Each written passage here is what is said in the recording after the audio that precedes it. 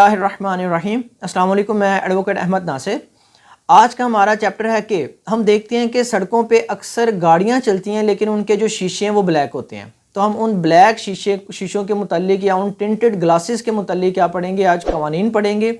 आया कि कानून हमारा क्या कहता है कि हमें गाड़ियों के शीशे ब्लैक करने चाहिए या नहीं करने चाहिए, और ये कि जो शीशे ब्लैक करने के लिए जो परमिट है उसके लिए कौन कौन से डॉक्यूमेंट्स रिक्वायर्ड हैं और किन वजूहात की बिना पे वो परमिट हमें क्या होता है इशू किया जाता है, और अगर किसी बंदे के पास वो परमिट ना हो और वो पकड़ा जाए तो उसको क्या सज़ा हो सकती है, और ये कि किन किन वजूहात की बिना पे जो गाड़ी के शीशे हैं वो ट्रांसपेरेंट होने चाहिए।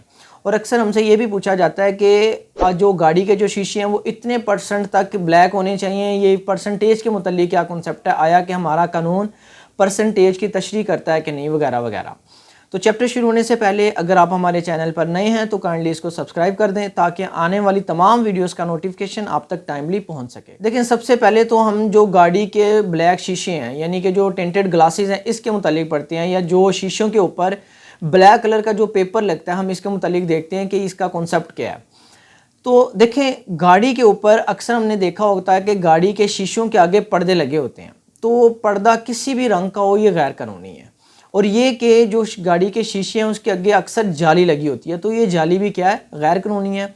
या गाड़ी के जो दाएं बाएं वाले शीशे हैं, जो पीछे वाला शीशा है या जो फ्रंट शीशा है यानी कि स्क्रीन है उसका जो हाफ है ना, ऊपर वाला हाफ, वो अक्सर हमने देखा होता है वो ब्लैक होता है, तो ये भी क्या है, गैर कानूनी है। तो ये सारे के सारे किस्में आ जाती हैं, ये शीशों को कवर करने में आ जाती हैं, जो कि कानूनी तौर पे क्या है, मना है, हम इनको क्या नहीं कर सकते, इनको ब्लैक नहीं कर सकते।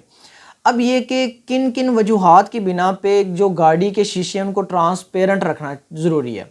तो देखिए, यहाँ पे ना दो मेजर रीज़न्स हैं जिसकी वजह से हमें गाड़ी के जो शीशे हैं उनको क्या रखना चाहिए, ट्रांसपेरेंट रखना चाहिए।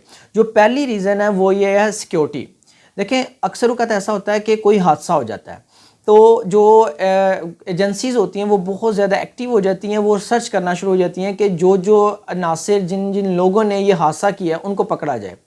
अब अगर गाड़ी के जो शीशे हैं वो ट्रांसपेरेंट हो तो वो जो एजेंसीज़ हैं उनके काम में क्या हो जाता है, आसानी होती है। वो सिर्फ उन लोगों को रोकेंगे जिन पे उनको शक हो। अब अगर गाड़ी के जो शीशे हैं वो टेंटेड ग्लासेस हों यानी कि उनके ऊपर पेपर चढ़ा हो ब्लैक कलर का, तो जो सिक्योरिटी एजेंसीज़ हैं इनको मुश्किल हो जाता है कि अभी हर गाड़ी को तो नहीं रोक सकते, तो इसके लिए क्या होता है, मुश्किल हो जाती है सिक्योरिटी पर्पसेस के लिए।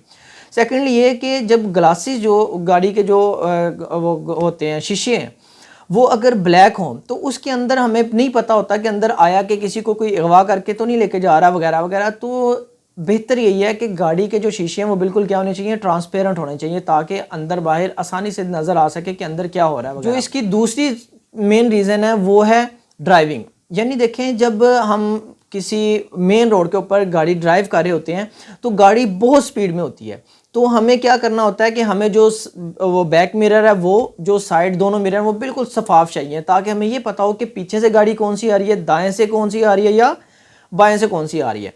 अब ये कि अगर गाड़ी के जो शीशे हैं वो उनके ऊपर ब्लैक पेपर चढ़ा हो तो जो हमें पीछे का व्यू होता है वो क्लियर नज़र नहीं आता, तो हमारी हल्की सी भी गलती क्या होता है, बहुत बड़ा नुकसान कर सकती है। तो ड्राइविंग पर्सपेक्टिव से भी क्या है, गाड़ियों के शीशे ट्रांसपेरेंट होने चाहिए ताकि हमें क्लियर पता हो कि आया कि पीछे से कौन सी गाड़ी आ रही है। चाहिए कि जो गाड़ी का परमिट है ना, ये बहुत मुश्किल से मिलता है, और ये तभी मिलता है जब गवर्नमेंट इसको क्या करेगी, अलाउ करेगी। अब नॉर्मी तौर पे होता ही है कि हमारे यहाँ 95% से ज़्यादा जो परमिट होते हैं ये सारे के सारे क्या हैं, फेक होते हैं, जाली होते हैं। अब होता ही है कि हमारा कोई जानने वाला आता है, वो कहता है भाई आप दें, आपकी गाड़ी है तो हम अगर आप परमिट बनवाना चाहते हैं तो मैं आपको परमिट बना देता हूँ।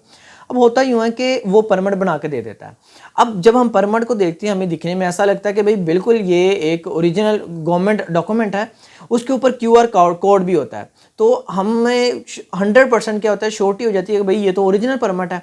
अब अगर आप उस QR कोड को लें और उसको क्या करें, ट्रांसलेट करें, ट्रांसलेट करने के बाद जो आपको लिंक आएगा और लिंक को आप गूगल के ऊपर सर्च करेंगे तो सामने एक पेज आ जाएगा, उसके ऊपर आपकी गाड़ी की और उसके ओनर की सारी डिटेल होगी।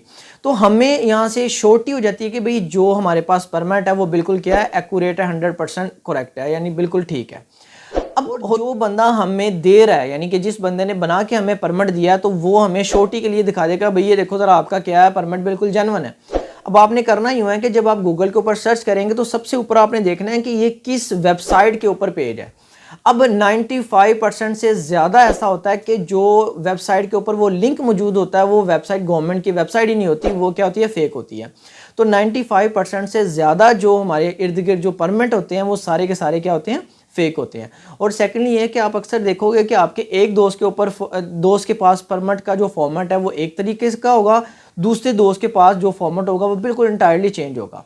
तो ये इससे बचना चाहिए और हमें क्या करना चाहिए, हमें सिर्फ गवर्नमेंट से ही क्या करना चाहिए, गवर्नमेंट के जो इदारा है हमें सिर्फ उसी से कंसर्न करना चाहिए।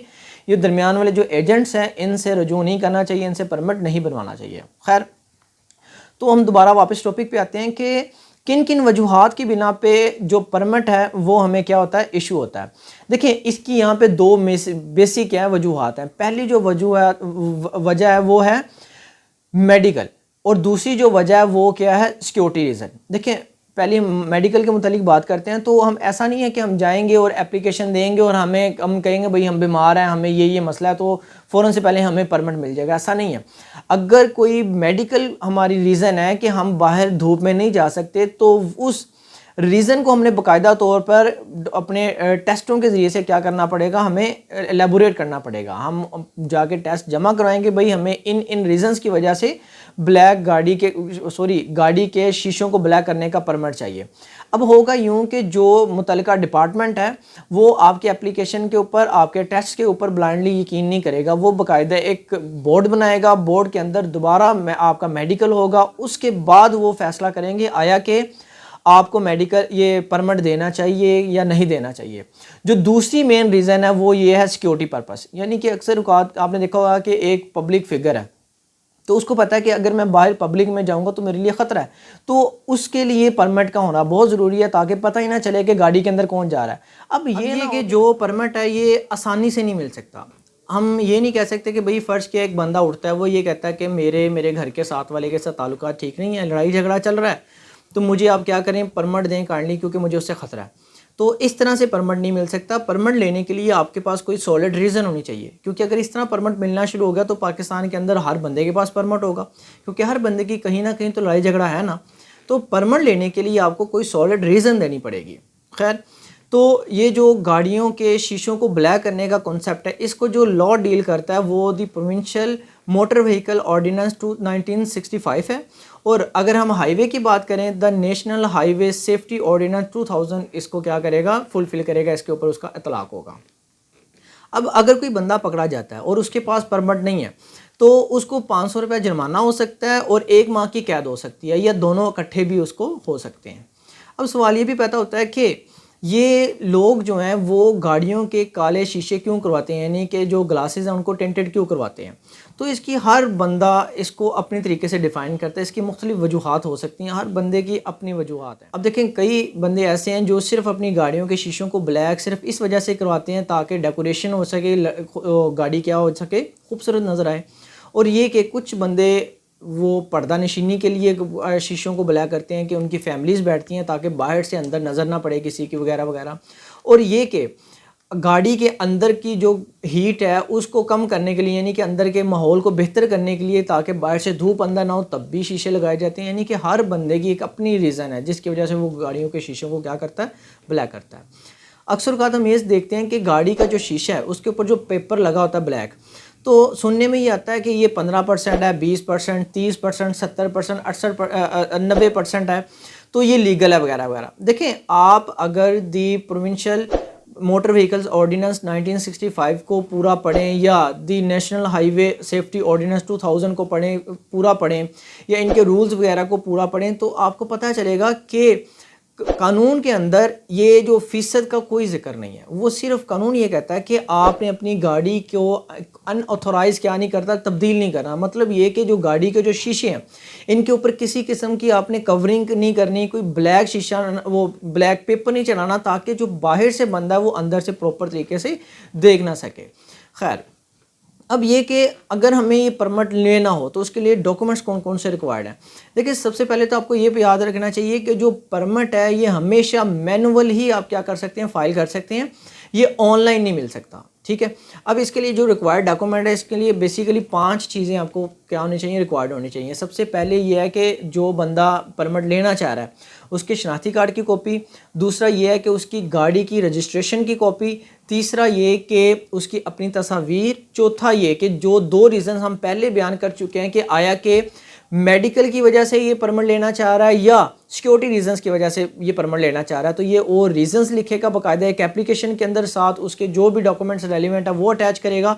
और जो लास्ट वन है वो है बयान हल्फी, यानी कि ये बयान हल्फी भी लगाएगा उस पूरी अपनी फ़ाइल के साथ। फिर ये क्या करेगा, मुतलका डीसी को जमा करवा देगा और चंद एक जो उनका प्रोसीजरल काम होगा, जो भी उनका प्रोसेस होगा, उसके बाद इसको क्या कर दिया जाएगा, अगर ये एलिजिबल हुआ तो इसको परमिट दे दिया जाएगा, वरना इसको क्या कर दिया जाएगा, डिक्लाइन कर दिया जाएगा। तो उम्मीद है कि आज का चैप्टर बहुत ही ज़्यादा इन्फॉर्मेटिव रहा होगा। तो मिलते हैं इंशाल्लाह शॉर्टली एक नई वीडियो और एक नए टॉपिक के साथ। तब तक के लिए अल्लाह हाफ़िज़।